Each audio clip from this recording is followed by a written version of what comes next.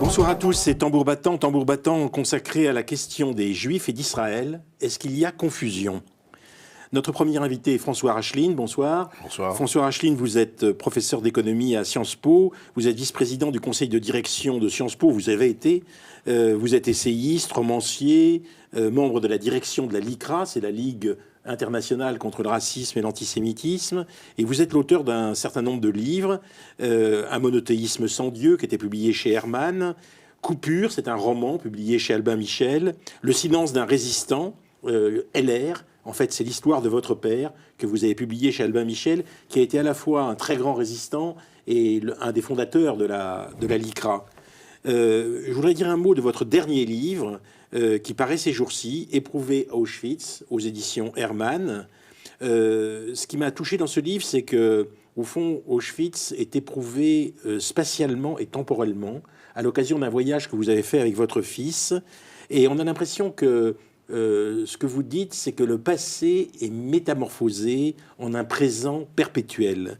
Et ce qui m'a touché, c'est que ce voyage de 99, vous l'avez fait en 1999, c'est en fait une prise de conscience que les déportés sont à une distance considérable des mortels que nous sommes.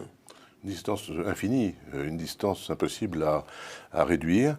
Et on peut en prendre conscience ou on peut passer à côté. Il suffit d'aller à Auschwitz pour prendre conscience de ça. Simplement, il faut du temps pour que ça monte dans la conscience. Et mon fils m'avait demandé vraiment d'y aller. Moi, je ne voulais pas. J'avais peur, probablement. Et j'ai cru pendant longtemps que ce que je vivais comme un silence respectueux vis-à-vis de ce que j'avais vu, en fait, c'était une sidération. Et il m'a fallu 20 ans pour, d'abord, comprendre un certain nombre de choses, travailler, me documenter, lire, et essayer de répondre à quelques questions que je me posais. Alors, vous dites que vis-à-vis des Juifs, il y a souvent cette idée qu'il faudrait se débarrasser de la Shoah, et que la Shoah est un peu encombrante. Oui, qu'est-ce que vous en pensez ? C'est quelque chose d'assez lourd. Alors certains disent on en parle trop, d'autres disent mais maintenant on sait très bien de quoi il s'agit, c'est plus la peine d'y revenir. Et puis il y a encore aussi des gens qui disent mais il n'y a pas que les Juifs qui ont souffert, il y a beaucoup d'autres peuples qui ont subi des génocides, notamment les Arméniens et les Tutsis, pour prendre les deux derniers les plus grands, mais il y en a probablement d'autres. Oui, c'est vrai, sauf que les Juifs ne sont pas les seuls, mais ils sont toujours un peu dans le coup. Et ça, c'est un premier point. Et un deuxième point, je crois qu'il y a une spécificité d'Auschwitz. Il y a quelque chose d'à part dans Auschwitz, parce que c'est le moment et le point où l'humanité est allée jusqu'au bout d'elle-même, jusqu'au point de se nier elle-même. On a inventé au XXe siècle le crime contre l'humanité. On n'a pas encore parlé de négation de l'humanité par elle-même. Et je crois que c'est ce qu'ont effectué les nazis. Donc dans le livre, je dis que ce ne sont pas seulement les déportés qui ont été tatoués, c'est l'Allemagne et c'est l'histoire. Et c'est nous tous. Alors vous citez une phrase de Kertész dans votre livre. La Shoah a créé une nouvelle espèce de juifs pour qui être juif n'est ni une identité religieuse, ni une appartenance communautaire, mais avant tout un devoir moral. Expliquez-moi pourquoi cette phrase est si importante pour vous. Elle est très importante à mes yeux parce que, d'abord, il élargit considérablement le concept de juif, mais je me suis demandé pourquoi il ne parlait pas, pourquoi il parlait uniquement des juifs, pourquoi il ne parlait pas des hommes et des femmes d'aujourd'hui. Et il me semble que ce qu'il dit des juifs peut être étendu aux hommes et aux femmes d'aujourd'hui, c'est-à-dire qu'il y a un devoir moral. Ce devoir moral, vous savez, ça se traduit de manière très très simple. Très très simple, nous devons faire attention à chacun de nos actes, à chacun des moments de notre vie. C'est extraordinairement difficile, mais c'est ça, une exigence morale. Alors on va commencer par une question, après votre livre. Qu'est-ce que c'est qu'un juif ? Je crois que vous êtes juif. Qu'est-ce que c'est qu'un juif ? Est-ce que c'est une question culturelle, une appartenance culturelle ? Est-ce que c'est d'abord une religion ? Il y a beaucoup de gens qui croient que ce n'est qu'une religion. Mais aussi, quand on voit les Juifs quelquefois parler entre eux, on a l'impression qu'il y a une question de race. Comme si, bien que le concept ait été rayé de la Constitution française, au fond, le racisme continue à exister, évidemment. Est-ce que les Juifs ne sont pas racistes ? Non, alors d'abord, le concept de race a été rayé de la conception scientifique. C'est encore plus important que la Constitution. Moi, j'écarte totalement l'idée de race parce que là, on vient en contradiction avec tout ce que le savoir nous apporte aujourd'hui. Et pourtant, pour aller en Israël, par exemple, et être reconnu comme israélien, quelqu'un qui se revendique comme juif, il est accueilli tout de suite. Et s'il ne se revendique pas comme juif, il n'est pas accueilli. C'est pas un privilège de la race? Non, je ne pense pas que ce soit une question raciste. Vous avez dit, est-ce que c'est culturel, est-ce que c'est historique? En français, on dit toujours que l'exception doit confirmer la règle, ou l'exception confirme la règle, ou elle met la règle à l'épreuve. Il est possible que quand on parle d'un juif ou des juifs, il soit difficile de les mettre dans le même ensemble. C'est à la fois une nation, c'est à la fois des individus dispersés. Une nation, vous êtes en train de nous dire que c'est Israël, les juifs? Non, pas du tout. Pas du tout. C'est au sens du XIXe siècle, c'est-à-dire c'est un ensemble de personnes qui culturellement se reconnaissent dans une histoire, mais qui sont disséminées dans le monde entier. Il y a la moitié des juifs dans le monde vivent aux États-Unis. C'est pas Israël, ça. Les États-Unis, c'est pas Israël. Donc, je crois qu'il y a plusieurs éléments qui permettent de définir, mais il y a des choses qui sont parfois très ténues. Freud, par exemple, dans la préface à l'édition hébraïque de Totem et Tabou, dit qu'il ne connaît rien à la Bible, qu'il n'est absolument pas nationaliste, évidemment, qu'il n'a aucune adhésion à quelque religion que ce soit. Il dit, alors, qu'est-ce qui reste de juif? Il dit, peut-être l'essentiel, une sensibilité, quelque chose. Emmanuel Lévinas a beaucoup parlé de ça aussi. C'est très difficile de définir un juif, mais si je vous disais, Antoine Spire, est-ce que vous pourriez me définir qui vous êtes en tant qu'homme? Est-ce que vous pouvez me définir un homme? Je pense que vous auriez aussi des difficultés. Patrick Tudoret. Alors, pour rebondir sur ce qu'on est en train de dire, mais dans votre livre, Un monothéisme sans Dieu, qui est un livre pour moi très éclairant, très très fort sur un certain nombre de domaines de fond, là, c'est le moins qu'on puisse dire, eh bien, vous évoquez le cliché de l'expression « le peuple élu », par exemple, et qui a fait couler tant d'encre, hein, et vous dites qu'il n'apparaît nulle part, en fait, dans la Torah, de façon, ou alors de très très peu, brièvement, et de manière très ambiguë. Et surtout, non au sens de la supériorité, mais d'une sorte de devoir envers le Créateur.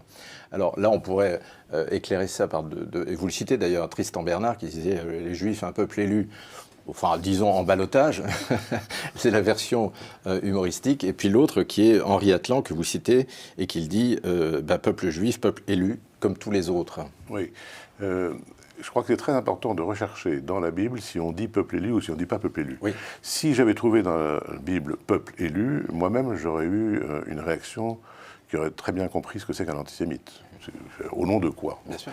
Dans la Bible, il y a simplement écrit Am Ségoula, c'est-à-dire un peuple qui s'adapte. Bon. Il faut remettre ça dans le contexte de l'époque. Lorsque le texte est écrit, alors quelle que soit l'époque, parce qu'il y a des polémiques entre les historiens, ça peut être, disons, le plus probable, c'est le 7e siècle avant Jésus-Christ. Quand le texte est écrit, tous les peuples de la terre, sans exception, en tout cas les peuples connus, sont polythéistes. Et il y a, voilà, un texte avec un homme qu'on appelle Moïse, son prénom, qu'il ait existé ou non, peu importe. Mais ce texte dit qu'il y a quelque chose qui est important à faire, c'est de construire une éthique. Et cette éthique, c'est évidemment le décalogue, c'est ce qu'on connaît. Décalogue, ouais. Donc qu'est-ce que c'est qu'un peuple qui s'adapte? C'est un peuple qui est capable de renoncer au sacrifice humain, qui est capable de renoncer à l'adultère, c'est le décalogue, qui est capable de renoncer à l'assassinat. Voilà. Donc le peuple qui s'adapte, c'est celui qui est capable de changer par rapport à la condition qu'il vit à son époque. Si on veut dire que c'est une élection, je veux bien, personnellement je ne dis pas que ce soit une élection, mais si c'est une élection, alors c'est une élection par le devoir, c'est-à-dire la nécessité de faire quelque chose, et que j'appelle moi la construction d'une éthique. C'est intéressant que vous n'ayez pas cité d'abord le monothéisme, parce que votre livre qui aborde ce problème donne le mot monothéisme, et vous avez commencé par « c'est un peuple qui s'adapte » dans la réponse à Patrick Tudoret. Oui, parce que quand on dit monothéisme, on a immédiatement l'idée d'un seul Dieu. Et Akhenaton, les Égyptiens. Par exemple. Il n'avait qu'un seul Dieu. Non, au moment d'Amenophis IV. Oui, voilà, exactement. Bon, donc c'est-à-dire pendant 12 ans, si je ne me trompe pas. Oui, bon, c'est-à-dire une période très courte. Oui, mais c'est important. Oui, c'est important. Mais là, c'est très différent parce que jamais dans la Bible on ne trouve que c'est un Dieu unique. Ceci n'est jamais écrit. Jamais, jamais. Ce qui est écrit, c'est un Dieu un. Il est un, il n'est pas unique. Bon. Alors après, quand on dit il est un, alors d'accord, et Moïse dit, mais alors comment il s'appelle? Quel est ton nom? Il n'y a pas de nom. Réponse, je serai.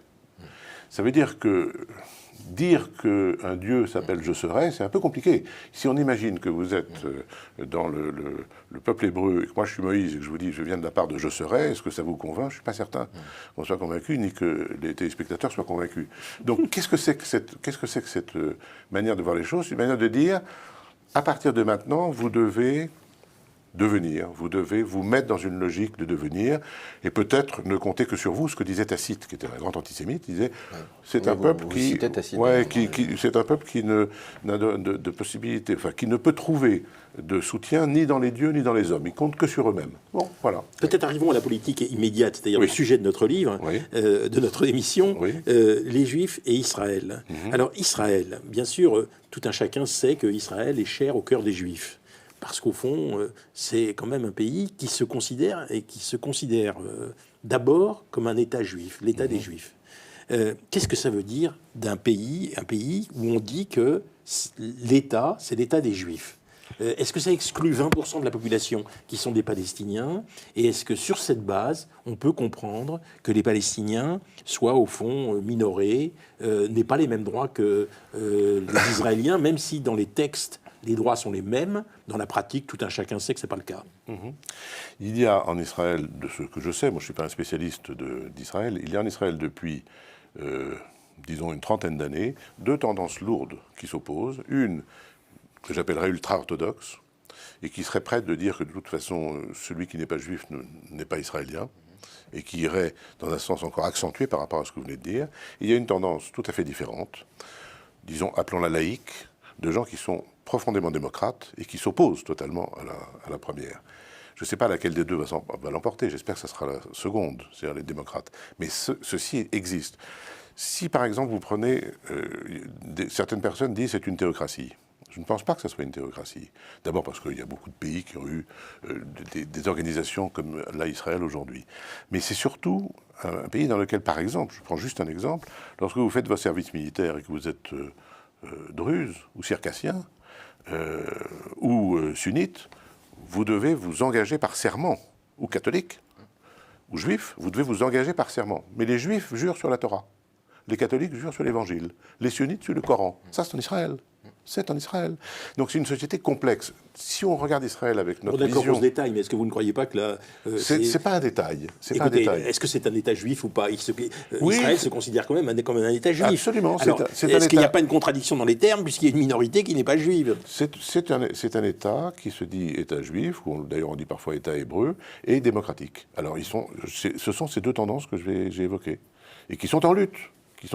Si nous on projette notre vision d'une France qui a séparé l'Église et l'État en 1905, qui est laïque, etc., on a tendance à dire ah ben, donc c'est pas un État laïque, il est uniquement réservé aux Juifs. C'est plus compliqué que ça. Et d'ailleurs, il y a à l'intérieur d'Israël des Juifs qui sont opposés. Oui, il y a, contrairement à ce qui se passe en France, par exemple, une sorte...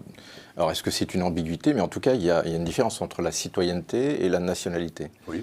Donc, il y a une citoyenneté israélienne et puis des nationalités qui peuvent être arabes, qui peuvent être juives, bien sûr, arabes, circassiennes ou qui peuvent être chrétiennes, etc. Donc, est-ce que ça ne crée pas une forme d'ambiguïté, justement, dans l'appartenance?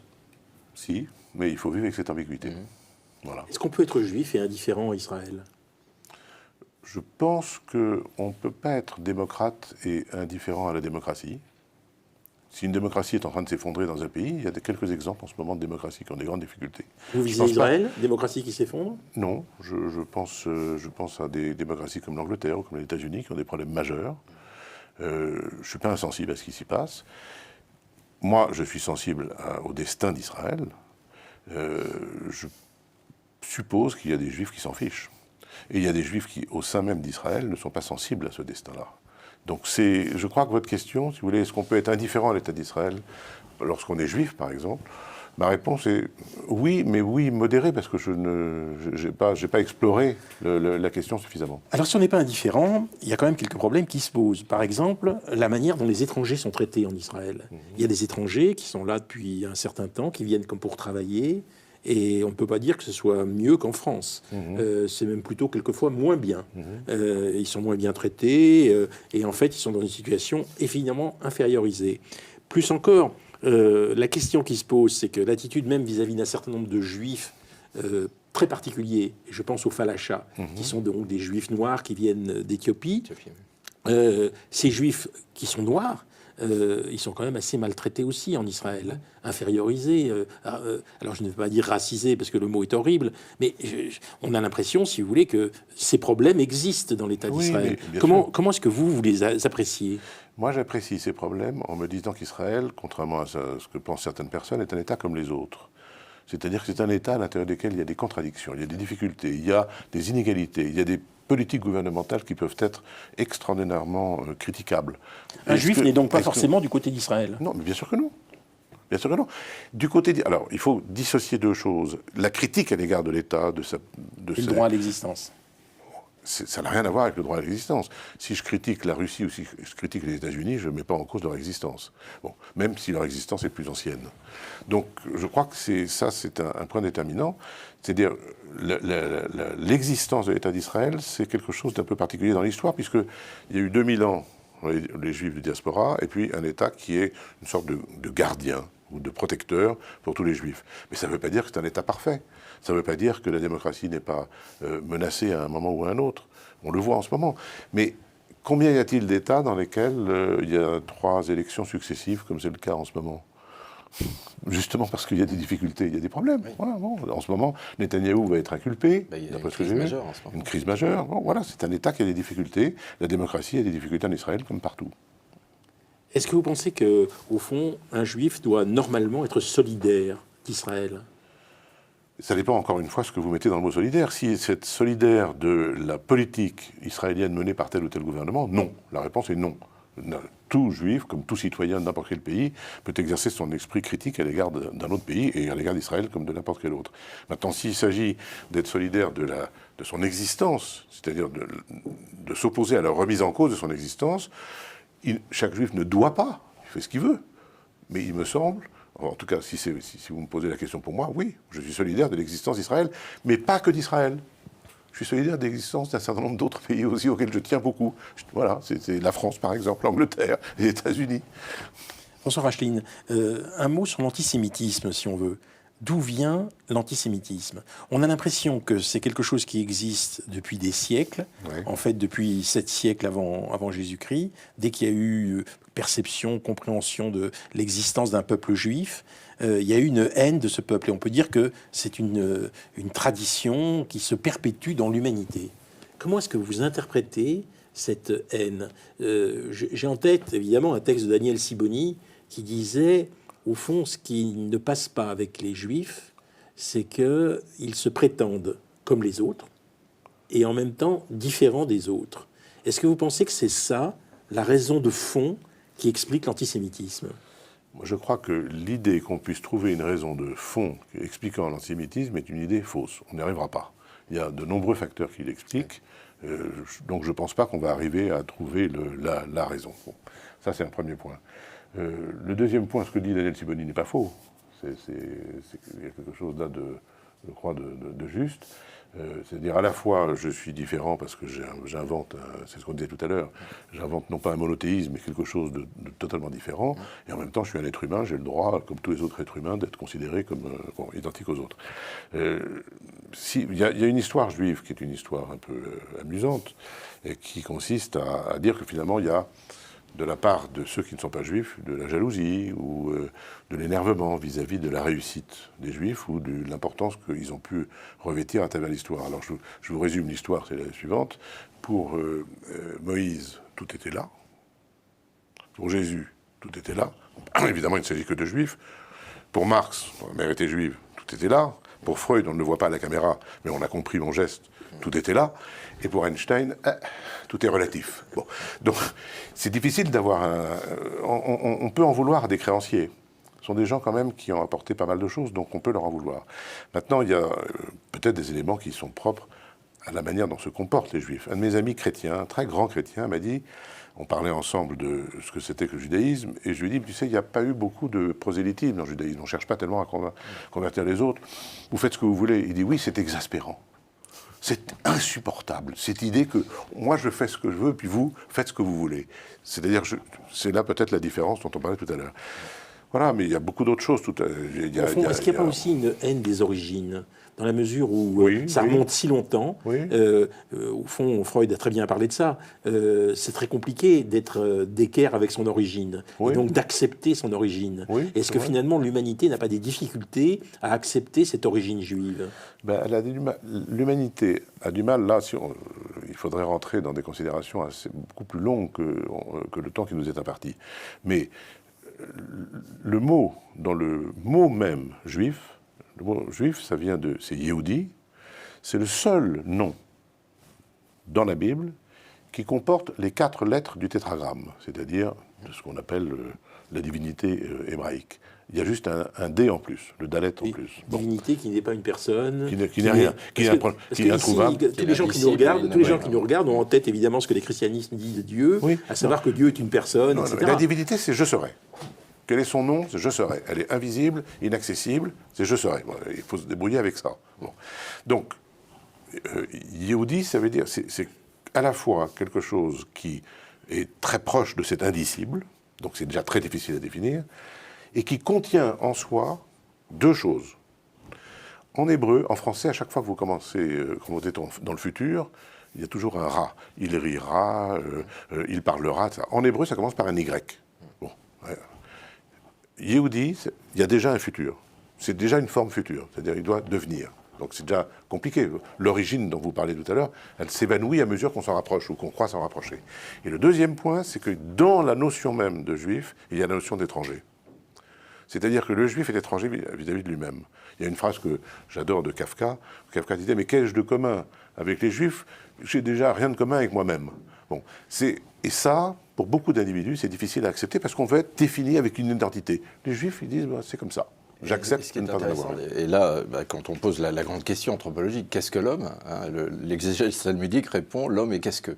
Oui, c'est-à-dire question, c'est-à-dire errance perpétuelle, question, l'indicible aussi de la réponse. C'est un indicible. Et donc il y a quelque chose là qui définit, je crois, très bien de cette sorte d'esprit juif. Et c'est exaspérant pour certaines personnes. Oui, certainement. Voilà. Alors François Racheline, un certain nombre de gens qui sont critiques de la politique d'Israël se disent antisionistes. Je voudrais que vous nous expliquiez comment vous prenez en compte cet antisionisme.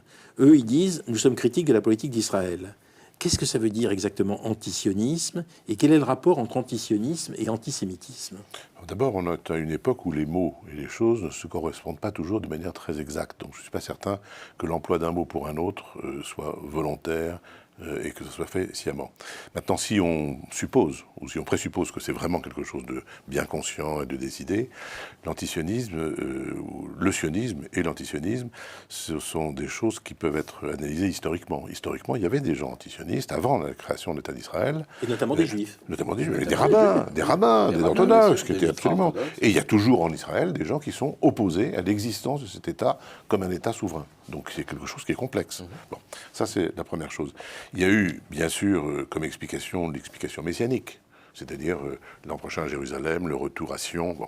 Il y a eu l'explication nationaliste au XIXe siècle, c'était le cas de Theodor Herzl. Il y a une troisième explication, je trouve, qui est assez intéressante, qui est donnée par un chercheur qui s'appelle Danny Trom, qui explique que les Juifs, au moment de la diaspora, et il s'appuie sur le livre d'Esther, ont toujours cherché, à travers leur histoire, un protecteur, quelqu'un qui leur assure, pas tellement d'être bien portant et riche, mais de vivre, et de ne pas être soit assassiné, soit enfermé dans des ghettos.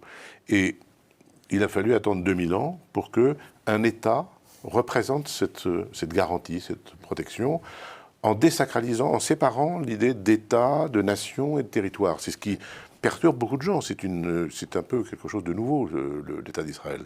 Donc il y a un certain nombre de gens qui disent « je suis antisioniste ». Moi, quand on me dit ça, je dis « ça veut dire que vous êtes contre la politique de l'État d'Israël ou l'existence de l'État d'Israël ?» Elle me dit « contre la politique ». Je dis « mais laquelle? De tous les gouvernements d'Israël ? Oui. Depuis le début, depuis 70 ans, 71 ans, ou un en particulier? Si on est critique d'un gouvernement d'Israël ou de sa politique, ça c'est pas de l'antisionisme. Donc je crois qu'il y a confusion. Il y a confusion. Et puis évidemment, il y a une quatrième remarque qu'on peut ajouter, c'est que l'antisionisme, compte tenu des lois existant en France sur la presse, la liberté de la presse, a été le mot utilisé par les antisémites. Il ne faut surtout pas dire antisémite, comme ça on dit antisioniste et à ce moment-là on peut se... C'est un faux nez. Voilà, c'est un faux nez. Bon. Mais c'est plus qu'un faux nez, c'est un peu plus compliqué qu'un juste un faux nez. Parce qu'un certain nombre de gens, au fond, peuvent être sincères et opposés à la politique de l'État d'Israël d'aujourd'hui, disent on est antisioniste. Et alors donc ils ont tort d'utiliser le mot antisioniste. Ils devraient dire je suis opposé à la politique de l'État d'Israël. Voilà, exactement. Parce que sinon, vous avez d'un côté l'antisémitisme et de l'autre côté la haine d'Israël. Non, il ne faut pas ni haïr, ni... on peut parfaitement critiquer l'État d'Israël. D'ailleurs, ça se fait très souvent et dans le monde. Bon, mais sans avoir cette haine systématique. François Rachlin, est-ce que l'antisémitisme dont on vient de parler, l'antisionisme, avec cette confusion sur le mot antisioniste, ne conduisent pas un certain nombre de juifs français, au fond, à une politique de ghetto ? Non pas un ghetto, parce que l'État est plutôt philosémite en France, mais une politique de ghetto qui fait que les juifs se renferment sur eux-mêmes parce qu'ils ont peur. Je ne suis pas tout à fait d'accord pour dire ça. Il y a des réactions dans certains quartiers, par exemple de la région parisienne, des gens qui s'en vont parce qu'ils ne peuvent plus mettre leurs enfants à l'école. Mais est-ce que ça ne veut pas dire qu'ils vont se remettre... Parce que leurs enfants sont victimes d'un racisme... Oui, ostracisés, stigmatisés par les copains en classe. Mais est-ce que ça veut dire qu'ils se remettent ensemble quelque part ? Je ne suis pas certain de ça. Je pense que... Non, mais ils se font chaud. Ils se font chaud au cœur en se rassemblant et en essayant d'être moins diasporiques qu'ils ne devraient l'être. Bon, il y a 600 000 juifs en France, si je ne me trompe pas. Un peu moins, mais c'est pas rien. Oui, ou peut-être un peu moins maintenant, Oui. parce que voilà, bon. Honnêtement, je n'ai pas étudié le phénomène, donc je ne peux pas vous répondre de manière stricte. Il me semble qu'on ne peut pas juger de ce phénomène simplement en 2-3 ans et le généraliser en disant, voilà, donc il se ghettoise. Je ne pense pas. Attendons un peu pour voir, pour juger. Est-ce que vous pensez qu'aujourd'hui, les Juifs, tels qu'ils sont, au fond, ont un bon rapport avec Israël vis-à-vis de ceux qui ne sont pas Juifs ? Je ne comprends pas la question. Est-ce que les Juifs, aujourd'hui, quand ils parlent d'Israël, au fond, sont compréhensibles par les non-Juifs ? Insuffisamment. Oui. Insuffisamment. Pourquoi ? Parce que, précisément, ils ne distinguent pas clairement, vis-à-vis de leur interlocuteur, ce que c'est que l'existence de l'État d'Israël, ce que je disais tout à l'heure, comme une espèce de protection ou de garantie pour tous les Juifs, en disant Israël ne peut pas trahir les Juifs. Ils ne distinguent pas assez cette situation-là de la critique qu'on peut avoir à l'égard de n'importe quel gouvernement. N'importe quel citoyen doit pouvoir critiquer n'importe quel gouvernement. Merci François Rachlin. Alors je rappelle que votre dernier livre s'intitule Éprouvé Auschwitz. Il est publié chez Hermann. Vous avez publié un monothéisme sans Dieu et puis cette histoire de votre père, le silence d'un résistant, LR, chez Albin Michel. Merci. Merci.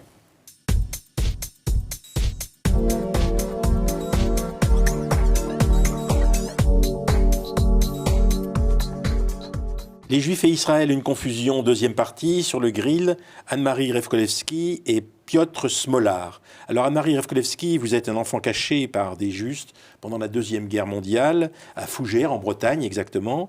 Comme Piotr Smolar, vous êtes d'une famille de Juifs polonais.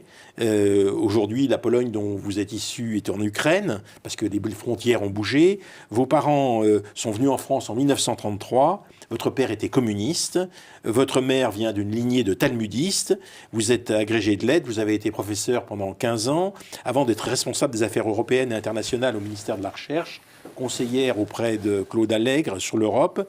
Vous avez été aux origines de la Fondation pour la mémoire de la Shoah avec Simone Veil, et puis vous avez initié le projet Aladdin, qui visait au fond le négationnisme et l'antisémitisme d'un certain nombre de mouvements islamistes, et aujourd'hui qui vise à essayer de faire avancer la coexistence entre juifs et musulmans. Et puis vous avez une association qui s'appelle Langage de femmes, vous avez été très engagé aussi aux côtés des juifs du RSS. Piotr Smolar, vous êtes grand reporter au Monde, vous avez publié Glubinka, Promenade au cœur de la Russie, aux éditions de l'Inventaire, et aujourd'hui Mauvais Juif, aux éditions de l'Équateur, c'est à cause de ce livre que vous êtes ici. C'est en 2000 que vous avez découvert que votre grand-père, Hersch Smolar, si j'ai bien compris, avait fondé un réseau de résistance dans le ghetto de Minsk. Et puis, en fait, il est resté en Pologne. Après la guerre, votre grand-père a émigré en Israël. Il était communiste. Votre père, lui, il a quitté la Pologne après la répression anti-étudiante de 68. Il a été dans ces mouvements. C'est Alexandre Smolar, quelqu'un qui a beaucoup compté dans le mouvement démocratique polonais. Je dirais que c'est une grande figure du mouvement critique du communisme.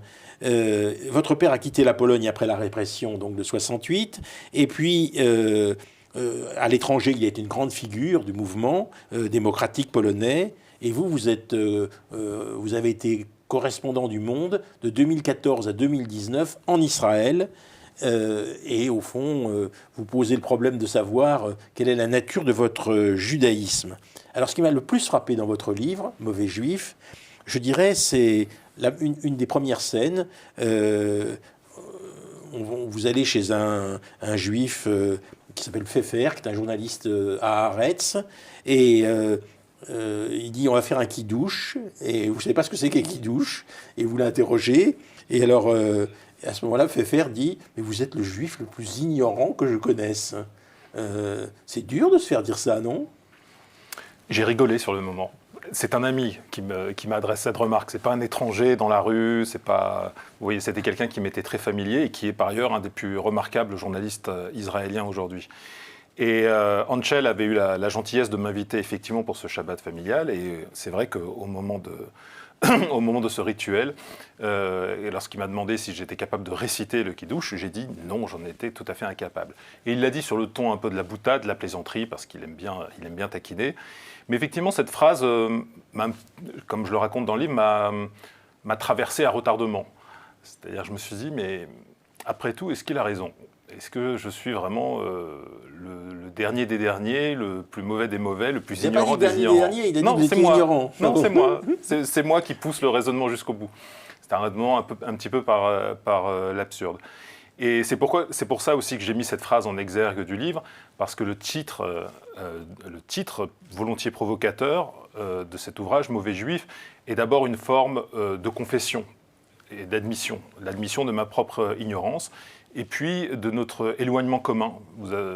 Puisque comme vous l'avez rappelé, ce livre tisse 3 parcours, celui de mon grand-père, dont la passion absolue fut le communisme, celui de mon père, dont la passion absolue est la Pologne, jusqu'à ce jour, et le mien... dont la passion absolue est Israël et le journalisme. Non, j'ai dit Israël exprès pour vous provoquer. Parce que, si vous voulez, vous dites, quand on parle des Juifs, j'ai souvent l'impression qu'on ne parle pas de moi. Ce « nous » m'est étranger. Ce n'est ni une affaire de dissimulation, ni de honte, mais un attachement viscéral à l'idée d'une identité multiple. Vous croyez qu'un Juif n'a pas une identité multiple ? Je pense qu'il y a autant de juifs qu'il y a de définitions de ce qu'est un juif.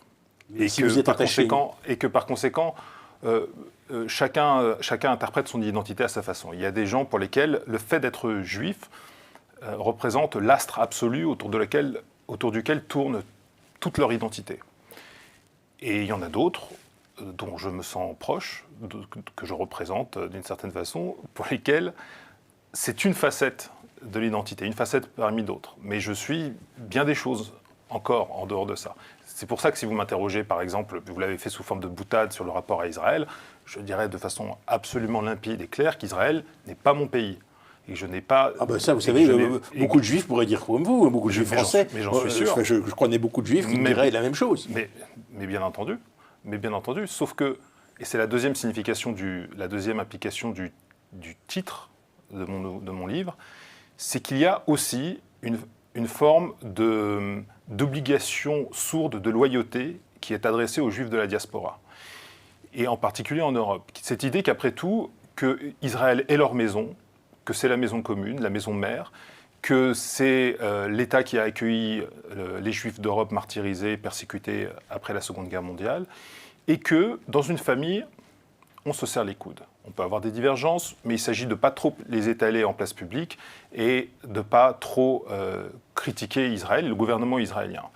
Or, évidemment, vous en avez parlé à votre interlocuteur précédent, je pense qu'il est tout à fait sain, il est tout à fait souhaitable qu'un débat, qu'une conversation puisse avoir lieu, une conversation sereine, sans préjugés, sans agenda caché, sur la direction qu'emprunte Israël et qui, pour moi, est inquiétante, avec l'érosion démocratique, avec l'ethnicisation de la politique.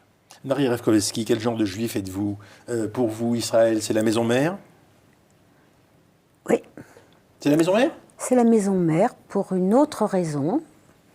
Je dirais comme vous que ce n'est pas mon pays, mais depuis plus de 2000 ans, les Juifs qui sont attachés à leur tradition répètent l'an prochain à Jérusalem, et que moi aussi dans ma maison, pour les fêtes de Pâques par exemple, je dis l'an prochain à Jérusalem. Donc effectivement, Israël représente quelque chose de plus que simplement un autre pays que je pourrais aimer.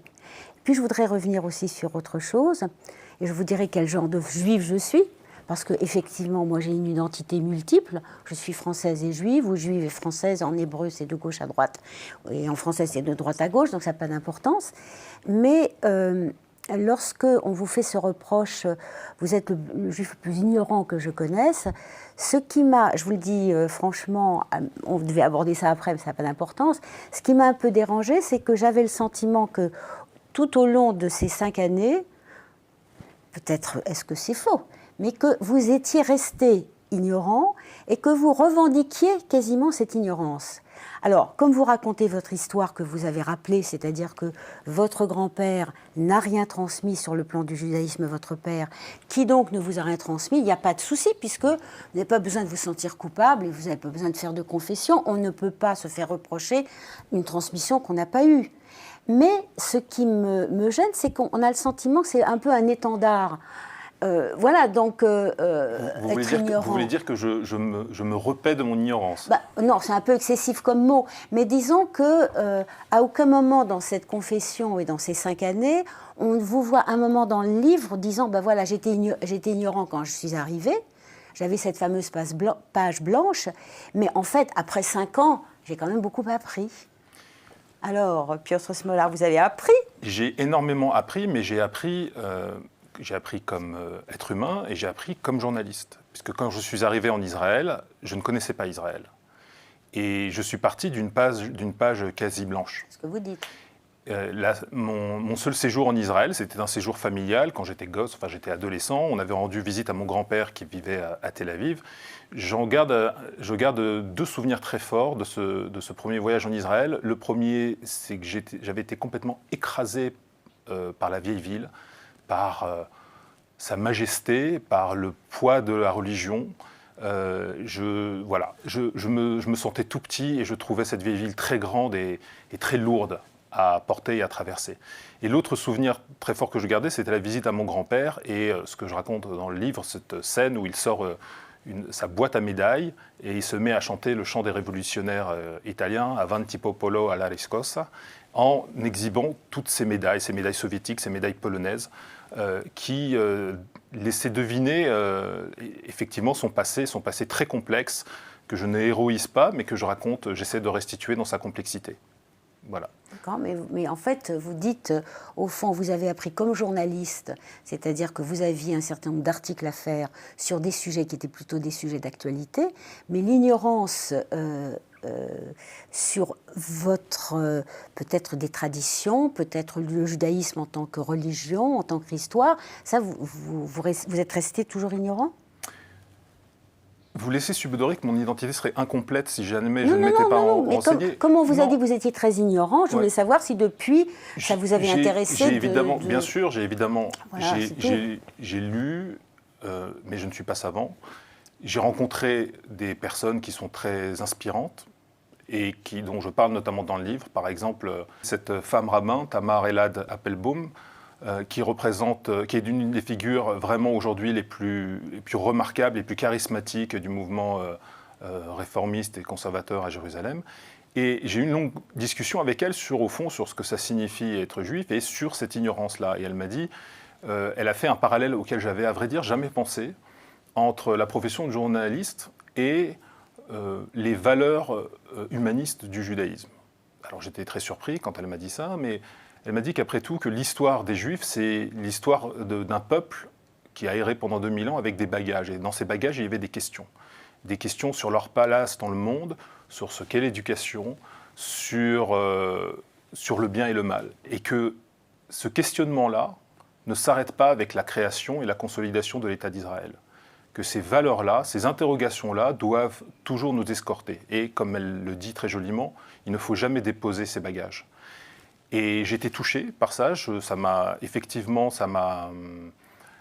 incité à réfléchir et j'ai retranscrit tout notre dialogue d'ailleurs dans le livre à ce sujet. Mais elle a ajouté, dans ma mémoire, enfin je ne connais pas par cœur, qu'en fait c'était aussi un ensemble de bibliothèques. Justement, alors c'était un ensemble de bibliothèques je vais me saisir et de de livres. ça. Donc c'était ça. Est-ce que vous avez lu des livres? Anne-Marie, voilà. je vais me saisir de ça parce que elle a ajouté ça et ça m'a frappé aussi dans le livre. Donc elle a fait allusion à quelque chose qui est les connaissances. Et en fait, quelque chose que, pour des raisons traditionnelles, historiques, les Juifs sont très attachés à la connaissance et au savoir. C'est pas pour rien qu'on dit que c'est le peuple du livre. Les livres ont une très grande importance. Et à la fois, votre livre est très modeste, et en même temps, on se pose la question tout le temps, mais est-ce qu'il va chercher ces connaissances? Est-ce que sur le judaïsme, que vous ayez des connaissances sur l'actualité d'Israël, j'en suis persuadé, vous en savez bien plus que n'importe qui. Mais pourquoi est-ce que vous êtes soucieux d'aller chercher, au fond, ce qu'a été l'histoire des Juifs? J'ai lu sur le sujet différents, si vous voulez, des différents ouvrages, mais je vous mentirais si je vous disais que ça a éveillé chez moi une quête frénétique, une soif de connaissance sur le sujet. Pourquoi? Mais c'est aussi pour une question, et alors vraiment je ne cherche pas à me défausser ou à ne pas assumer, mais je suis dans une activité professionnelle qui m'accapare à un point très grand. C'est-à-dire être correspondant en Israël, si vous voulez, ne vous donne pas beaucoup de temps pour flâner ou pour prendre des détours, des chemins de traverse et pour vous plonger dans des lectures, vous voyez, des lectures savantes, malheureusement. Et par ailleurs, ce livre était aussi pour moi un moment d'apprentissage. C'est-à-dire, c'est pas seulement un moment de révélation, puisque pour la première fois, je parlais publiquement de mes origines juives. Ce n'était pas seulement l'occasion d'évoquer le durcissement identitaire d'Israël, mais c'était aussi pour moi, en amont, l'occasion de lire beaucoup. De lire sur l'histoire, par exemple, des Juifs en Pologne après la Seconde Guerre mondiale, dont vraiment j'ignorais une grande partie. De lire aussi sur Minsk et sur l'histoire d'un ghetto complètement ignoré. C'est assez incroyable, je reviens tout juste de Caen, du mémorial de Caen, qui est un mémorial formidable, absolument extrêmement pédagogique. Et là-bas, il y a des cartes sur les camps de travail et sur les camps d'extermination et sur les camps de concentration. Minsk ne figure pas sur la carte. Ça m'a marqué. Je n'ai pas vu Minsk sur la carte. J'en ai parlé d'ailleurs au directeur, qui est un homme tout à fait brillant de ce mémorial. Et voilà, donc j'ai développé une forme de sensibilité à ces questions-là et une forme d'intérêt très grand. Mais si vous me demandez, en ce qui concerne l'histoire du judaïsme, si je suis aujourd'hui plus savant qu'il y a 5 ans, franchement, je ne suis pas capable de me donner une note sur le sujet. Non, mais c'est bien maintenant, puisque comme vous n'êtes plus là-bas et que vous allez avoir une autre fonction, vous allez avoir tout le loisir d'approfondir ou de... je vois que c'est votre passé d'enseignant qui vous conduit à me donner des devoirs. Voilà. Et d'ailleurs, est-ce que je peux dire que justement, puisque j'en parlerai après, quand j'étais à la Fondation pour la mémoire de la Shoah, qui ne parlait pas simplement que de Shoah, mais qui abordait aussi la question de la connaissance du judaïsme pour les juifs et pour les non-juifs, l'une de mes plus grandes fiertés, c'est d'avoir publié cette anthologie du judaïsme que je vous recommande, et qui va raconter par des textes vraiment tous les aspects de la pensée juive, religieuse, politique, littéraire, cinématographique. Et alors, très vraiment, je vous la recommande, parce qu'elle est très riche et diversifiée et très facile à lire. Voilà, l'anthologie du judaïsme. Piotr Smolar, est-ce que c'est un chemin de traverse? Parce que tout à l'heure, vous avez dit que c'est un chemin de traverse par rapport à mon activité de journaliste, tout simplement. Au fond, est-ce que ce serait un chemin de traverse pour vous et au fond, dont vous n'aurez pas le temps de prendre connaissance? C'est pas ça, c'est une façon de me cultiver. J'ai toujours le cerveau disponible pour ça. Mais c'est simplement, encore une fois, que le travail de correspondant, vous n'imaginez pas ce que c'est. Le travail de correspondant du Monde à Jérusalem, c'est extrêmement intense. D'autant plus qu'il y a une actualité, même si le conflit israélo-palestinien a vraiment reculé dans l'ordre des priorités internationales et de l'attention médiatique, il n'empêche que nous, au monde, on continue d'y accorder une très grande importance. Et donc vous êtes tout le temps pris entre des sujets courts, immédiats, d'actualité, et puis aussi des sujets plus longs, magazines. C'est-à-dire que vous n'arrêtez jamais de courir, en quelque sorte. Donc c'est vrai que ça vous paraît... je comprends votre interpellation, mais il faut aussi que vous compreniez le point de vue de la personne qui est dans une espèce de course permanente. Mais allons plus loin. Est-ce que vous ne croyez pas que pour comprendre la réaction des Israéliens, et au fond que vous connaissez, qui sont autour de vous, vous avez besoin, finalement, enfin vous auriez eu besoin de connaître, au fond, ce qui les motivait dans le judaïsme. Est-ce que vous ne croyez pas que, au fond, je ne veux pas du tout critiquer vos articles que j'ai tous lus pendant les 5 ans en question, mais au fond, est-ce qu'il n'y a pas un fond de culture juive qui marque ces Israéliens que vous avez rencontrés et dont vous avez parlé, qui vous a dramatiquement manqué? Vous ne m'adressez pas la même question concernant les Palestiniens ? Si, évidemment, parce que je suppose que vous vous êtes renseigné aussi sur les Palestiniens. Oui, mais je tiens quand même à souligner l'importance de ce deuxième volet, puisque je n'étais pas là... C'est 20% de la population. Non, pas du tout, puisque bon. moi je ne vous parle pas uniquement de la minorité arabe en Israël.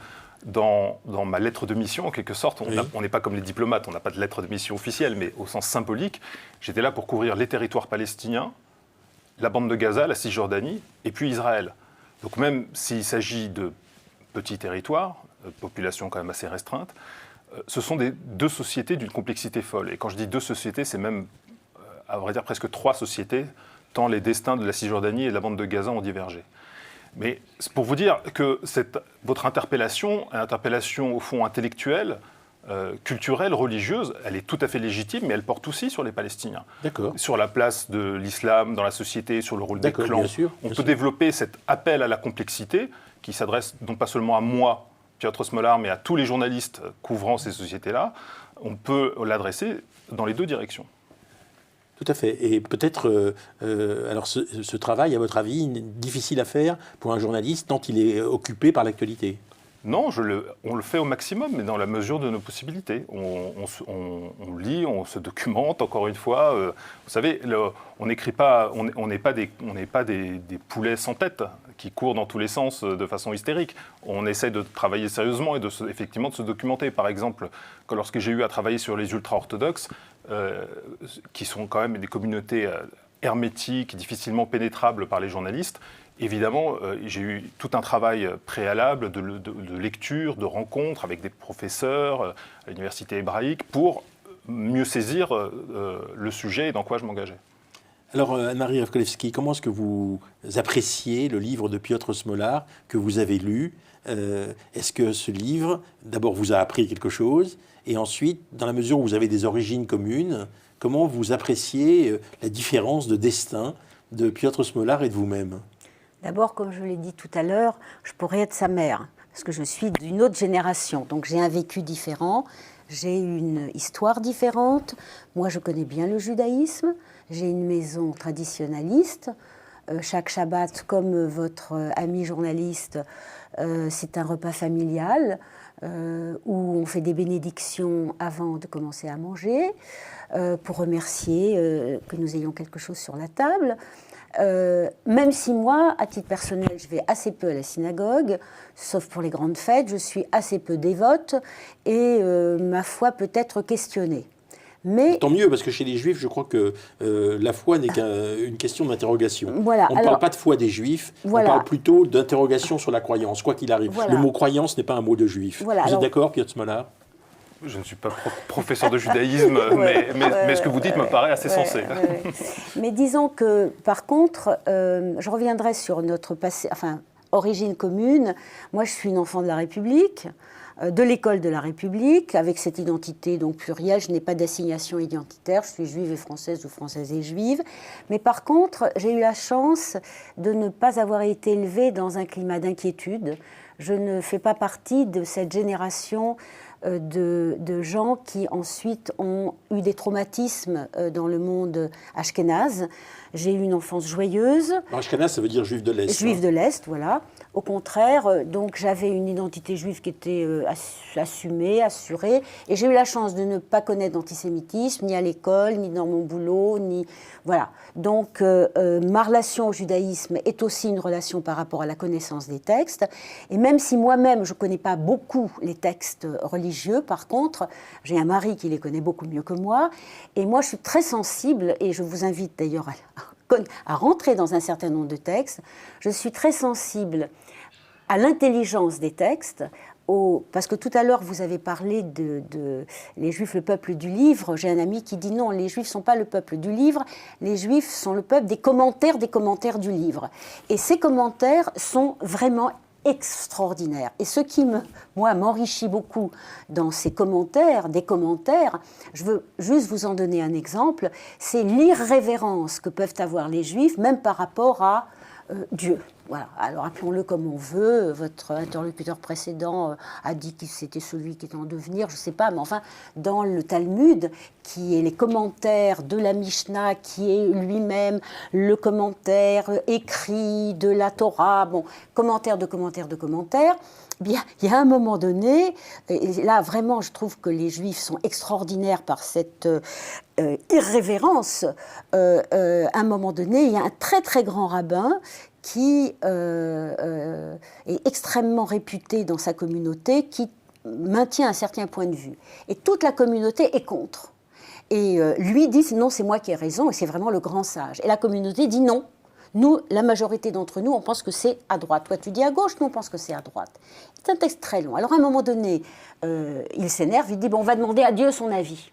Et Dieu dit, oui, c'est le grand rabbin qui a raison, c'est celui, c'est le... Et toute la communauté dit à Dieu, écoute Dieu, toi, tu restes là-haut. Hein, tu ne te mêles pas des affaires des hommes. Tu nous as donné la Torah. Maintenant, c'est à nous de la gérer. Et le texte se finit comme ça. Dieu rit et il dit « Mes enfants m'ont vaincu ». Alors ça, je trouve ça exceptionnel. Si vous voulez, cette liberté de l'intelligence, de la critique, de l'irrévérence, ces textes sont d'une modernité et d'une sagesse formidable. Et c'est pour ça que cette rabbine dont vous avez parlé, qui vous a dit aussi que c'était tout un ensemble de bibliothèques et d'esprits, c'est pour ça que moi j'aime toute cette tradition du judaïsme et que je m'y retrouve. Voilà. Piotr Smolar, je voudrais savoir comment est-ce que vous appréciez la réaction, parce que je suppose que vous avez dû en entendre parler, des Juifs de France au papier que vous écriviez dans Le Monde. Des Juifs de France? Vous pensez qu'il y a une voix unanime? Non, pas du tout. Oh, non, pas du tout. Mais justement, comme ils sont pluriels et qu'il y a des communautés, des Juifs, comment ce que vous avez appris de différents Juifs de France à propos de vos papiers, comment ça vous a touché? Écoutez, il y a le problème de base, pour répondre à cette question, c'est que tout ça passe par le filtre des réseaux sociaux. Bien sûr.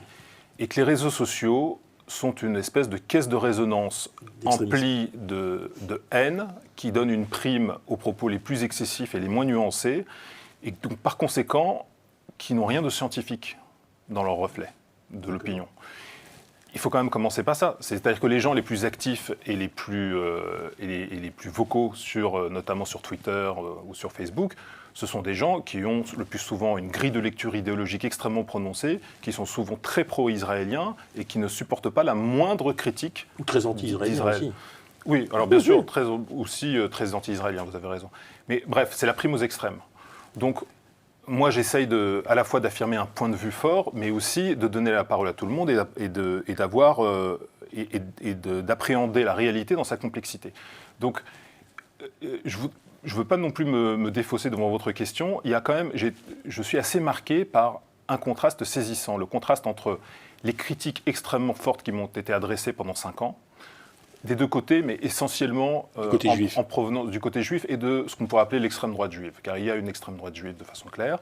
Et cette extrême droite juive, en gros, m'a traité de tous les noms, d'islamo-collabo, d'antisémite, n'en jetons plus.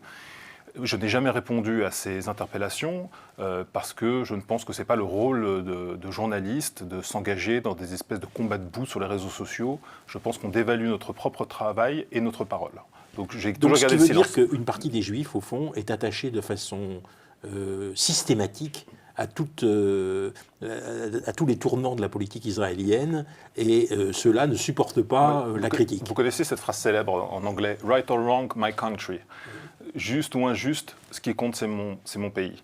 Et je pense qu'il y a de cela comme réflexe chez certains Juifs français. Mais pour terminer, parce que j'insiste sur le contraste entre ces critiques très fortes qui m'ont été adressées, mais qui avaient déjà été adressées à d'autres correspondants du monde. Ce n'est pas spécifique à mon travail. Et les réactions à mon livre. C'est-à-dire là, je dois avouer, je ne m'y attendais pas du tout, c'est une surprise. J'ai eu un nombre incroyable de réactions, de mails, de commentaires publics ou privés, de gens qui viennent m'aborder lors de conférences, comme celle que j'ai donnée au Mémorial de Caen, avec une forme de reconnaissance dans la voix et dans les yeux, en disant merci. Et ce sont très souvent des juifs libéraux français, et qui me remercient et qui expriment une forme de soulagement. Ce que je dis n'a même pas forcément de rapport avec la qualité éventuelle de mon livre.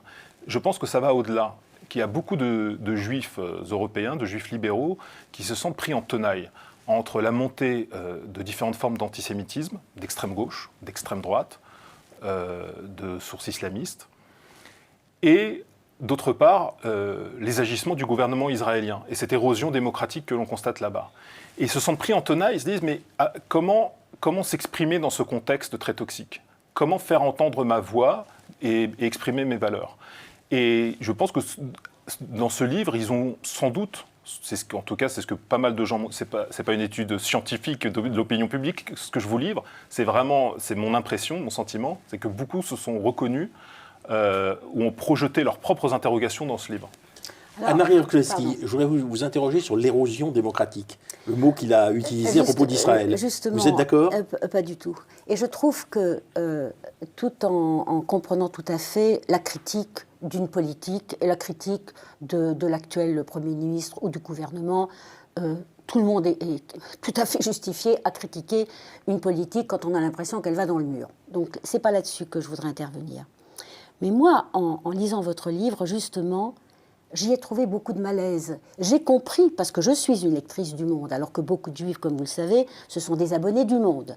Je suis une lectrice du Monde, vous m'avez beaucoup énervée, et vous m'avez beaucoup énervée parce qu'en fait, mais je comprends maintenant que quasiment tous les articles étaient des articles à charge et qui étaient essentiellement sur le problème palestinien pour lequel vous avez clairement une empathie, c'est votre droit, alors que vous n'en avez pas sur Israël et c'est aussi votre droit. D'ailleurs, j'ai été très frappée par une chose et je reviendrai sur la démocratie.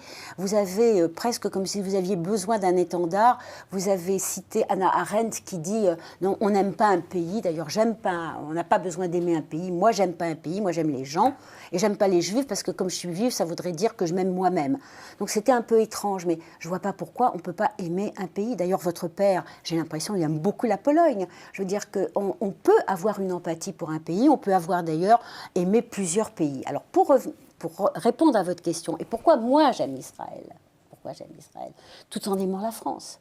Pourquoi j'ai cet attachement à Israël ?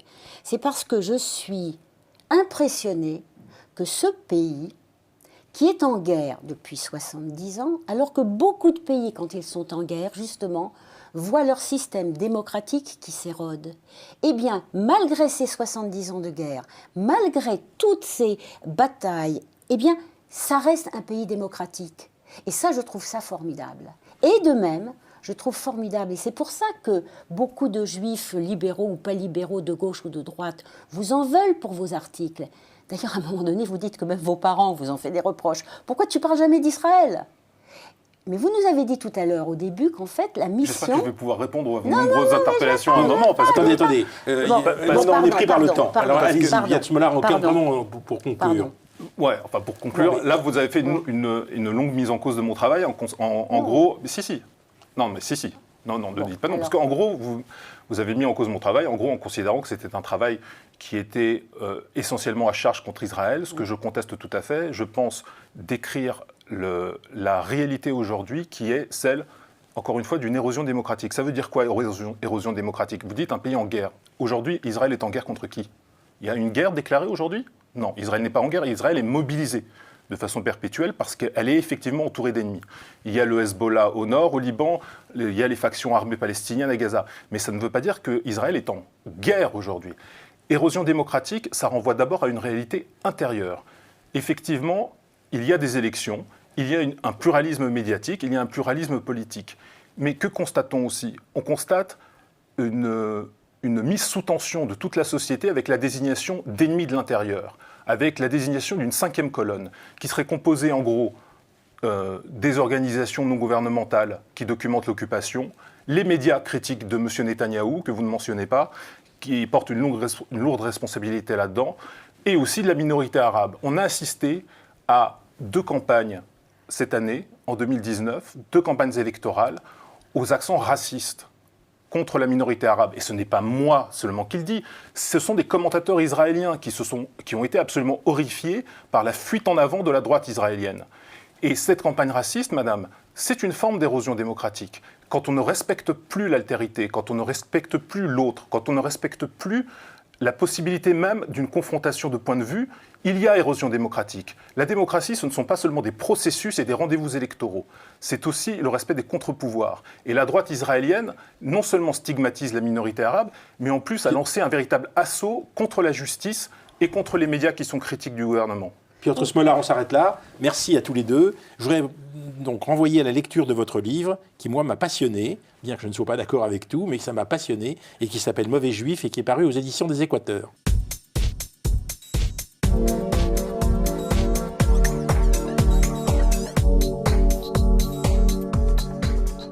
Les Juifs et Israël, une confusion, 3e partie. Alors, nos grands témoins sont Annie Dayan-Rosenman et Michel Abitbol. Bonsoir. Annie Dayan-Rosenman, vous êtes maître de conférence en littérature à l'université Paris 7 Diderot. Vous travaillez sur les écritures juives d'Afrique du Nord.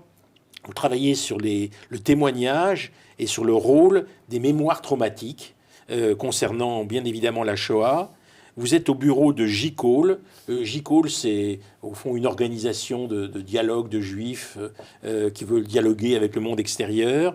Et puis, vous êtes interrogé sur la construction des identités collectives, aussi bien chez les juifs que chez les arabes palestiniens.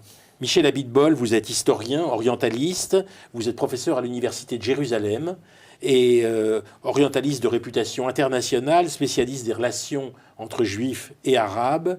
Vous avez été directeur pédagogique au ministère de l'Éducation nationale et vos livres sont nombreux. J'ai oublié de dire que Annie Dayan-Rosenman est l'auteur des Alphabets de la Shoah, mais vous êtes auteur du Passé d'une discorde, des 2 terres promises, d'une histoire des Juifs. Énorme livre, et une histoire d'Israël, encore plus gros livre, au fond, qui tourne autour de la question de l'utopie sioniste et de ce qu'elle représente. Alors, je voudrais commencer avec vous, au fond, sur l'origine d'Israël, parce que tout le monde est parti de 48, évidemment, mais vous montrez dans votre livre que c'est un peu court de commencer qu'en 48, et qu'en fait, il y a une autre origine d'Israël.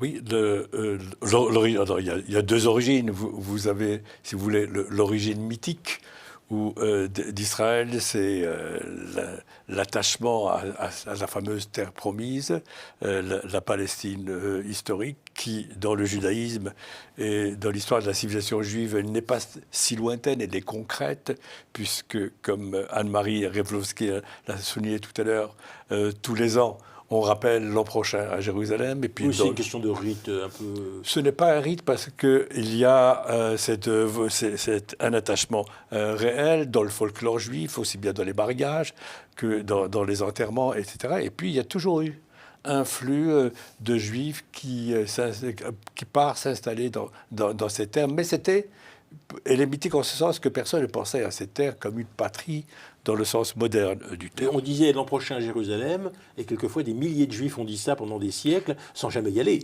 Oui, mais des centaines sont allés et s'installer. Et puis, il ne faut pas oublier non plus que cette terre aussi a été un centre aussi d'érudition. Par exemple, on ne peut pas ignorer la place de Safed dans la Kabbale, dans la mystique juive. Les relations Dans la Kabbale, il faut peut-être expliquer ce que c'est. La Kabbale, c'est la mystique juive. Et la mystique juive qui a commencé par être développée en Provence, puis en Espagne, puis qui a trouvé... Dont le livre, donc, et le Zohar. Le livre et le Zohar, qui a trouvé en Palestine, à Safed, un nouveau centre et qui a rayonné un peu sur tout le monde juif. Donc il y a cette terre mythique et géographico-mythique, si vous voulez, dont personne n'imaginait qu'elle allait devenir une patrie dans le sens national du terme. Et puis il y a une autre histoire. À côté de cette histoire sacrée, l'histoire nationale ou l'histoire politique, si vous voulez, des Juifs. Et cette histoire politique avec au centre la terre d'Israël, elle commence véritablement au milieu du XIXe siècle, à la croisée de deux événements historiques. Tout d'abord, le printemps des peuples, en Europe centrale et orientale, quand les individus, quand des groupes ont commencé à se définir nationalement et puis ou même territorialement suivant une langue, suivant une appartenance même religieuse. Et puis la Scala, c'est le mouvement des Lumières juives qui a commencé en Allemagne et qui s'est répandu dans toute l'Europe centrale puis orientale. Et dans cette Scala, on a mis en évidence d'abord la littérature, la culture juive, et puis l'histoire juive. Et dans cette histoire juive, telle qu'elle a été mise en évidence par la Scala, il y avait une place pour la terre d'Israël. Et puis viennent après tous les grands poètes, comme Bialik, comme Tchernichovski, qui ont écrit sur cette terre d'Israël. Et il a fallu attendre. Mais pour le moment, après les amants de Sion, etc., il fallait attendre en fait la fin du siècle pour que cette réévaluation de la place de la Palestine dans l'histoire juive devienne véritablement politique et qu'on commence à parler d'État juif. L'acte de naissance symbolique et même programmatique, hein, on peut dire que c'est septembre 1897, absolument, avec le premier congrès sioniste à Bâle. Hein. C'est le premier congrès sioniste, mais auparavant, peut-être que... Il y avait eu, bien sûr. L'élément qui va allumer, n'est-ce pas, cette fusion, si on peut dire, c'est l'antisémitisme russe, oui. Et l'antisémitisme de Russie, quand des milliers de Juifs ont commencé à partir, n'est-ce pas, à quitter la Russie à cause des pogroms, et qu'il fallait bien sûr chercher un asile pour ces Juifs en dehors des États-Unis.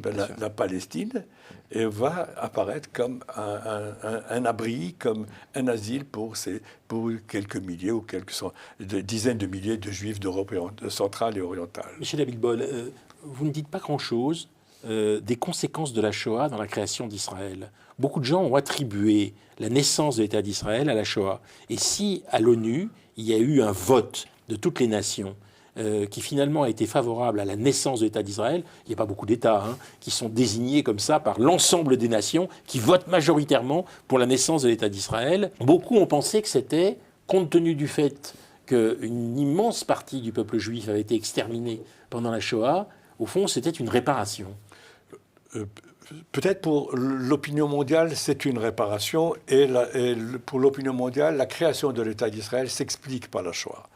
Mais je voulais surtout mettre l'accent sur le fait qu'avant la Shoah, il y avait un pré-État juif, le fameux Yishuv, qui avait toutes les institutions, tous les signes, tous les marqueurs d'un État, avec un gouvernement, des universités, un système de santé, des partis politiques. Et en fait, cet État, ce Yishuv, était un État croupion, si vous voulez. Il lui manquait juste l'acceptation par les nations, si vous voulez, de son existence en tant qu'État. Mais cette idée n'a pas commencé avec la Shoah, parce que l'idée de partition de la Palestine a commencé depuis les années...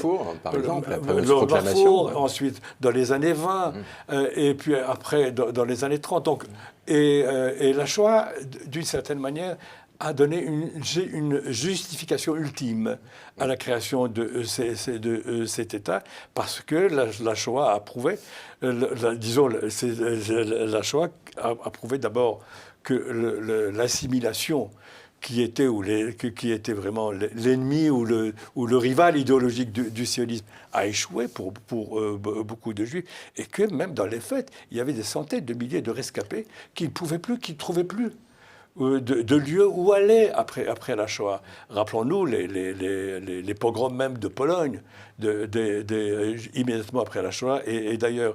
Et donc, et les bateaux donc, du Sud, les bateaux de l'Exodus, etc., qui ont voulu venir en Israël parce qu'il n'y a pas d'autre solution pour ces populations. Exactement. Mais disons, dans l'histoire d'Israël, la Shoah, d'une certaine manière, a donné la justification, mais l'État lui-même préexistait. En fait, il y avait déjà tout dans cet État. Annie Dayan-Rosenman, comment vous voyez, vous, ce rapport entre les Juifs et Israël ? Est-ce que vous ne croyez pas que, en fait, ce rapport n'est pas souvent mesuré à l'aune de ce qu'il devrait être ? Alors, je ne sais pas ce qu'il devrait être, mais je crois que beaucoup d'idées ont déjà été soulevées, avec lesquelles je suis d'accord. C'est-à-dire que je pense que ce lien des Juifs à Israël se situe à deux niveaux. Je pense que l'un de ces niveaux, en effet, serait celui de la mémoire, d'une mémoire ancestrale, d'une espèce de rêve de retour, parce que dans chaque famille juive, il y a cette phrase « l'an prochain à Jérusalem », je crois qu'elle touche à des séries de points nodaux. Ça veut dire la transmission de ce qui fut, ça veut dire l'espoir. Ça veut dire, d'une certaine manière, un possible loin d'une condition malheureuse. J'ai toujours lutté pour pour deux États. Un État d'Israël à côté d'un État de Palestine. Et quand j'essaye d'imaginer ce que serait la joie des Palestiniens ou leur lien à cet État palestinien à venir, je le mesure aussi à l'aune de ce que la création de l'État d'Israël a représenté pour les Juifs. Donc, premier point. Le second point, il me semble que c'est extraordinairement noué à l'histoire. Beaucoup de Juifs ne sont pas religieux, mais ce qui les lie ensemble et qui les lie aussi à Israël, c'est d'une certaine manière leur adhésion à une mémoire historique commune et leur adhésion aussi à ce qui a été un destin commun passé et aussi d'un destin à venir. Parce que vous parliez de la Shoah, je suis tout à fait d'accord avec Michel. Il y a un État qui existe presque, et puis il y aura ensuite une sorte de légalisation. Mais pour les Juifs eux-mêmes, tous les Juifs n'étaient pas sionistes avant 1948 et avant la Shoah. Et donc, il y a de la part des Juifs à la fois cet espoir entretenu mythiquement, mais il y a aussi une extraordinaire désillusion. Je voudrais en donner 2-3 exemples.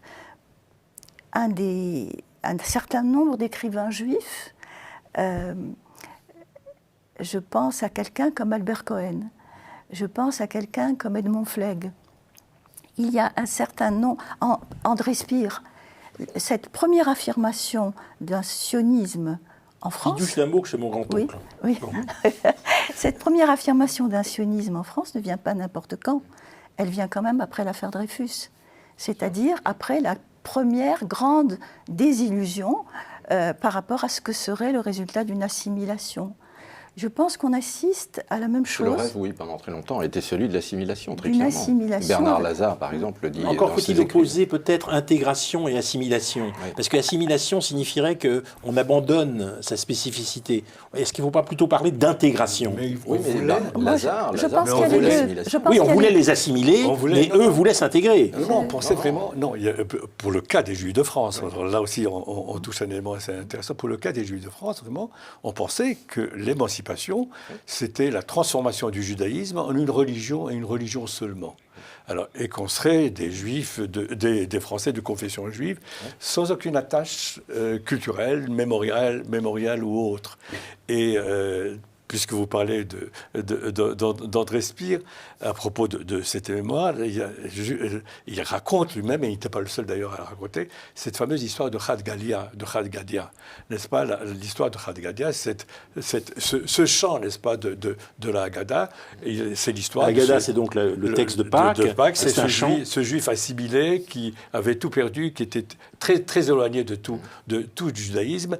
Et voilà que, je crois même, il rapportait de ces Anquetil qui avait commencé à parler de cette histoire. Il était très lié à Anquetil. Oui. Anquetil est un juif anglais qui a donc fait des livres qui parlent avec beaucoup d'humour de ce qu'est Londres. Et donc alors, il passe dans un shtetl ou un village juif, lui qui avait tout oublié, puis il entend cette musique ou ce chant, ces mots de la Chad Gadia, et toute sa mémoire et tout son passé est revenu. Et en fait, c'est arrivé, pour reprendre ce que disait Annie tout à l'heure, cette génération, la génération de Flegg, la génération de Spire, il y a eu bien sûr le choc de l'affaire Dreyfus, mais il y a aussi ce retour de la mémoire, n'est-ce pas? Et c'est ce retour de la mémoire qui, d'une certaine manière, va expliquer et va l'attachement ou l'engouement pour certains envers le sionisme. Alors Annie Dayan-Rosenman, vous n'avez pas répondu sur l'intégration-assimilation. Oui, c'est là-dessus. Je pense que l'intégration est quelque chose d'extérieur. Et qui permet à un certain nombre de citoyens, c'est le cas, de garder leur bagage. Et je pense que cette notion de bagage est importante. Je crois que ce qui se passe à un moment en France, c'est une assimilation où un certain nombre de Juifs acceptent de poser leur bagage, de se débarrasser de ces bagages. Et c'est cela qui fait, je crois, la force d'une réaction relativement modeste après l'affaire Dreyfus et de la réaction très forte des Juifs au lendemain de la Shoah, c'est-à-dire qu'au lendemain de la Shoah, on perd les illusions devant un universalisme et des valeurs universelles qui, au moment du désastre, se sont révélées faibles ou incapables de défendre les citoyens, et on revient à des valeurs juives sans pour autant perdre les valeurs universelles. Et je crois qu'il y a un phénomène qui va ensemble. Il y a la création d'Israël, qui est un phénomène politique majeur. Peut-être j'aurai le temps d'en parler. Je pense que c'est aussi une thérapie.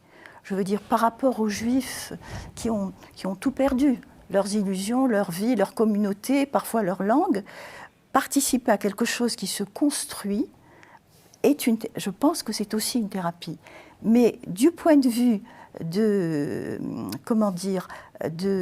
rapport à sa propre identité, on voit bien qu'au lendemain de la Shoah, justement, il y a une autre chose qu'il faudrait introduire en France, la France de Vichy et l'occupation.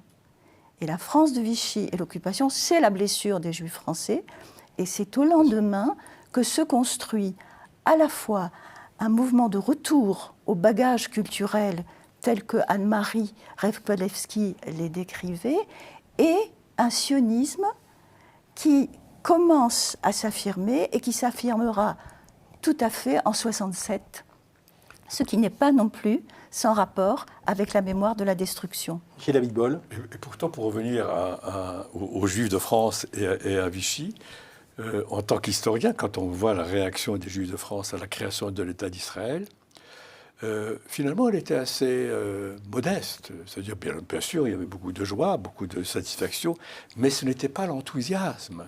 Cet enthousiasme par rapport à Israël, il fallait attendre une vingtaine d'années plus tard, c'est-à-dire la guerre de 6 jours.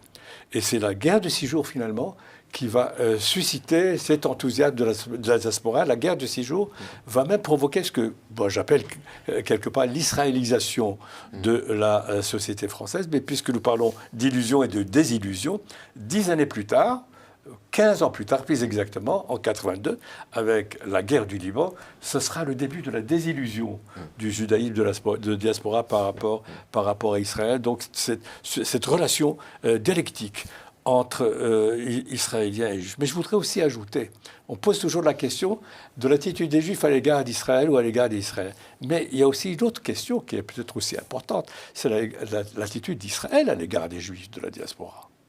Alors, et là aussi, c'est une autre paire de manches parce que, à l'origine, le sionisme, c'est une négation de la diaspora. C'est-à-dire que c'est un rejet de la diaspora. Et rejet de la diaspora, et d'ailleurs, il y avait, dans ce monde sioniste, il y avait un mouvement, le mouvement cananéen, qui ne voulait plus entendre parler ni de judaïsme, ni de diaspora. Au contraire, il voulait même un enracinement dans la société arabe, dans la Palestine, dans la Palestine de l'époque. Donc, il y a ce rejet, et ce rejet, en fait, va durer jusqu'à la création de l'État d'Israël, jusqu'après la création d'Israël, quand Israël va devoir demander de l'aide au judaïsme de la diaspora. Et donc, le gouvernement israélien va avoir une attitude, disons, un peu plus compréhensive à l'égard de cette diaspora. Mais pour une bonne partie des sionistes de la vieille garde, c'était un rejet total du judaïsme. Et d'ailleurs, le mouvement, le sionisme voulait créer un nouveau juif qui n'a rien à voir avec le juif de la diaspora.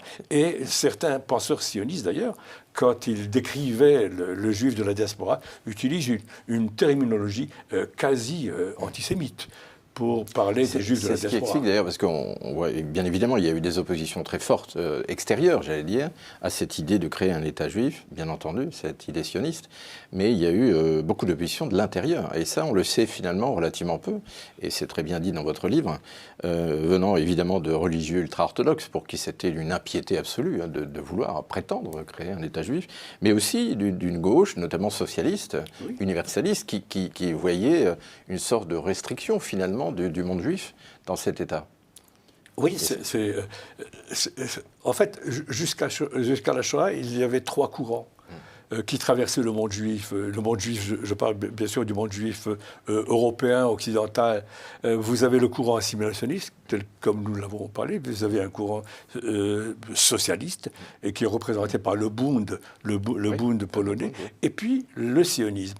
Le sionisme était minoritaire jusqu'à la fin des années 30 dans ce monde juif. Le Bund, bien sûr, il va disparaître corps et bien sous Staline, en tout cas, après la révolution communiste et après la Seconde Guerre mondiale. Il y a encore des héritiers du Bund. Oui, il y a par exemple une petite structure qui s'appelle le MEDEM. Que nous connaissons très bien. Non, mais je sais bien. Mais, non, je dis ça pour nos auditeurs, le Bund n'est pas complètement mort. Mais disons, aujourd'hui, vraiment, il y a cette sionisation du judaïsme. Vous êtes en train de nous dire que tous les juifs sont sionistes Qu'est-ce que vous en pensez, Annie? Non, bien sûr que non. Mais il y a peut-être manière et manière de l'être.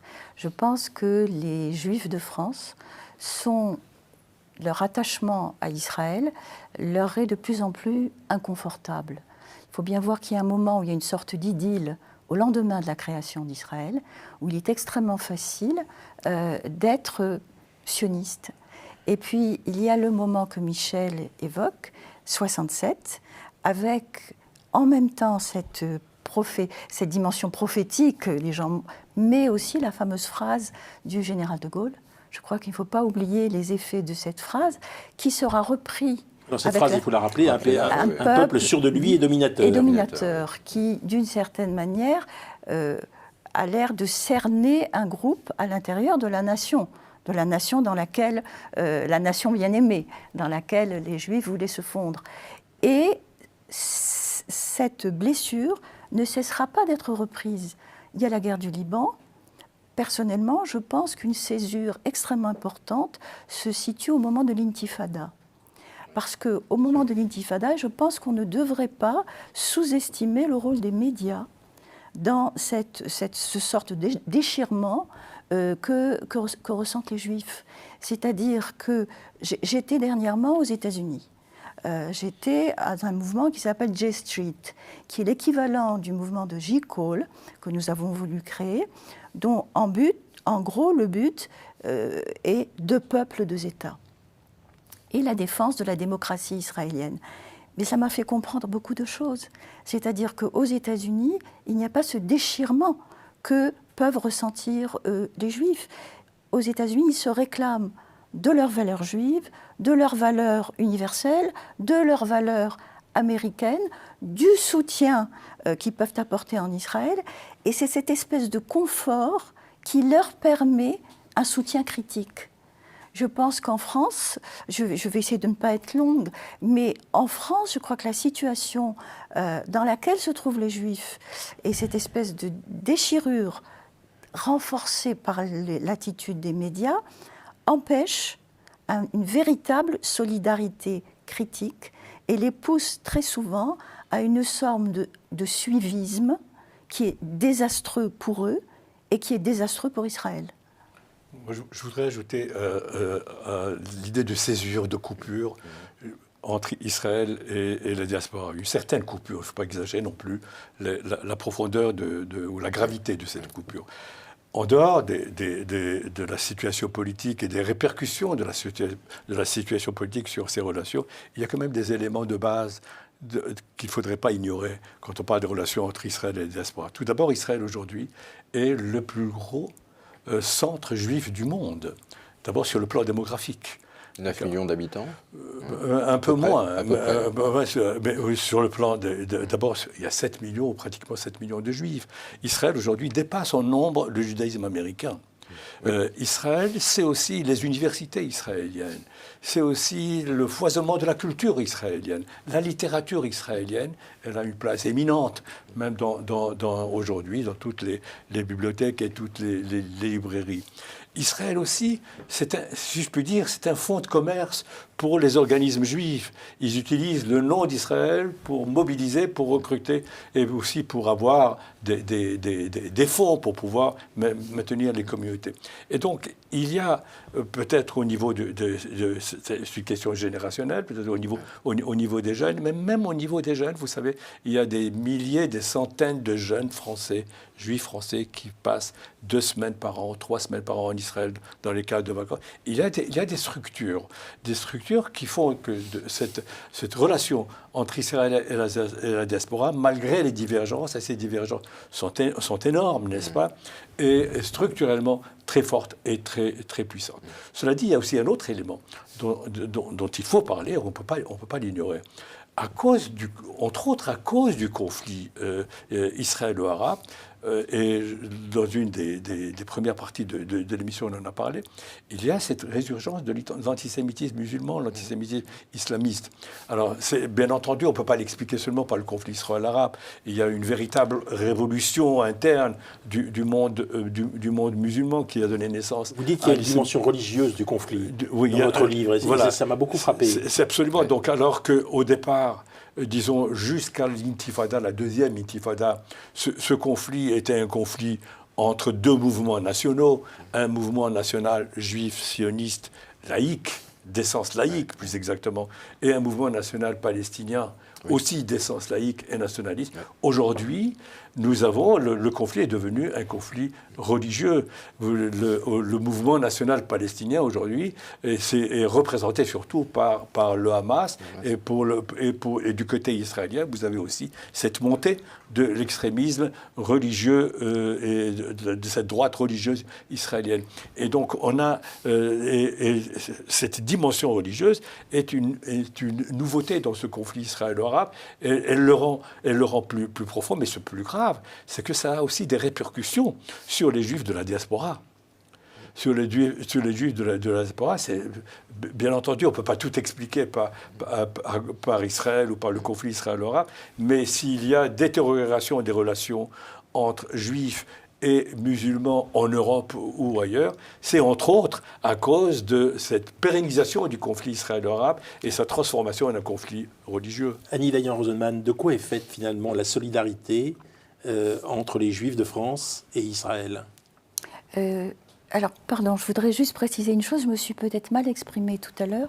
Quand je parlais de déchirure, je parlais de la déchirure entre les Juifs français et la France, et leurs concitoyens. Oui. Voilà. De quoi est-elle faite, cette solidarité ? Alors, je ne sais pas quel écrivain a donné cette image que je trouve belle. Il disait que pour les Juifs, Israël était à la fois comme un ancêtre et comme leur enfant. C'est-à-dire qu'il y a, dans ce rapport, il y a ce souci de ce qui peut arriver aux Israéliens. Il y a cette inquiétude. Pour moi, la première fois que je l'ai ressenti, c'était en 67. Il y a aussi peut-être de plus en plus quelque chose de plus personnel. Parce que je crois qu'il y avait juste cette fierté, ce que Michel évoquait, la fierté du Ternion, pendant un temps, la fierté de ce qu'était une armée démocratique relativement, la fierté d'un certain nombre de valeurs. Et maintenant, je crois qu'il y a quelque chose de plus personnel, c'est-à-dire que le rôle d'Israël comme territoire refuge, comme endroit où pourraient aller en cas de persécution les Juifs de la diaspora, nous pensions que cela appartenait au passé. Et nous l'utilisions pour expliquer pourquoi cela a été créé. Et il me semble que maintenant, je pense par exemple à certaines manifestations pendant l'intifada, où on peut entendre « mort aux Juifs » sans que personne ne réagisse. C'est une double blessure de pouvoir l'entendre, mais qu'il n'y ait pas une nation unanime. Alors je vais être un petit peu plus optimiste. Je pense que depuis quelques années, quelque chose se passe qui retisse en quelque sorte un certain nombre de liens. Peut-être parce que les pays d'Europe, eux-mêmes atteints par le terrorisme, ont renoncé à certaines visions qui étaient des visions romantiques et souvent extrêmes. Et il me semble qu'il y a dans cette manière de faire face, j'allais dire au pire, aux extrémismes religieux, quelque chose qui peut se retisser. Ce qui n'empêche pas quand même que pour le bien d'Israël,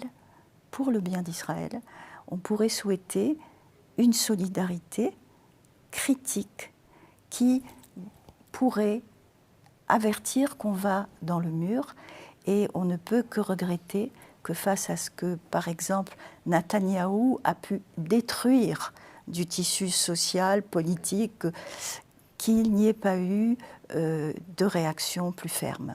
Merci à tous les deux. Alors je rappelle que Annie Dayan-Rosenman est l'auteur des Alphabets de la Shoah, paru aux éditions du CNRS, et que Michel Abitbol est l'auteur d'une histoire des Juifs et d'une histoire d'Israël que je vous conseille comme lecture synthétique de cette émission. Je voudrais terminer en disant, voilà, vous en savez peut-être un peu plus comme ça sur ce que sont les Juifs, leur rapport à Israël. À partir de maintenant, vous fermez la télévision, essayez de réfléchir au fait qu'on a besoin de cette culture et de cette connaissance de ce qu'est cette histoire avant de polémiquer avec son voisin, éventuellement, sur tel ou tel aspect du conflit israélo-palestinien. Bonsoir.